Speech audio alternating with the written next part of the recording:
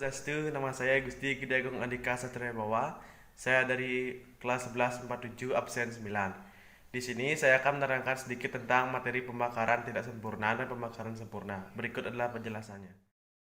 Pembakaran. Pembakaran adalah suatu tuntunan reaksi kimia antara suatu bahan bakar dan suatu oksidan disertai dengan produksi panas yang kadang disertai cahaya dalam bentuk pendar atau api. Pembakaran sempurna. Pembakaran sempurna ialah senyawa hidrokarbon yang menghasilkan gas, karbon dioksida, dan air. Pembakaran sempurna dapat terjadi ketika bahan bakar bereaksi secara cepat dengan oksigen dan menghasilkan karbon dioksida dan air. Pembakaran tidak sempurna.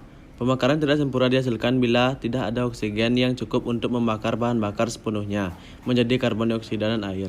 Pada banyak bahan bakar seperti minyak, diesel, batu bara, dan kayu, pirolisis muncul sebelum pembakaran. Hasil pembakaran. Hasil pembakaran sempurna, bahan bakar ditambah O2 sama dengan CO2 ditambah H2O. Yang pertama, hasil pembakaran tidak menyisakan bekas. Yang kedua, tidak mengeluarkan asap.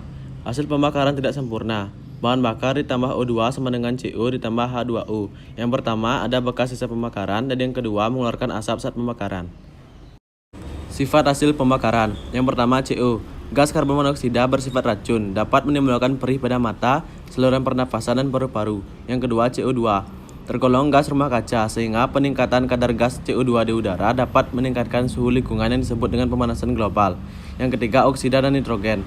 Campuran NO dan NO2 ditandai dengan lambang NOx. NOx tidak berbahaya secara langsung bagi manusia, namun bila menyatu dengan bahan pencemar lainnya dapat menghasilkan asap kabut tebal yang dapat membuat iritasi pada mata. Oksida belerang. Belerang dioksida yang terhirup masuk ke dalam saluran pernapasan akan bereaksi dan menimbulkan asam sulfat yang dapat membuat rasa sakit. Bila SO3 terhisap, maka yang terbentuk adalah asam sulfat dan SOx dapat larut dalam air hujan. Kiat untuk mengatasi hasil pembakaran terhadap lingkungan dan kesehatan. Yang pertama, usahakan pembakaran dilakukan di halaman terbuka. Kedua, dilakukan dengan hati-hati bila perlu dengan pengawasan orang tua.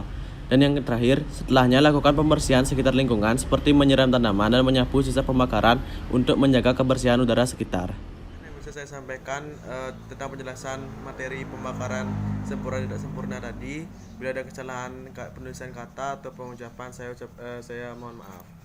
Saya ucapkan terima kasih. Dadah.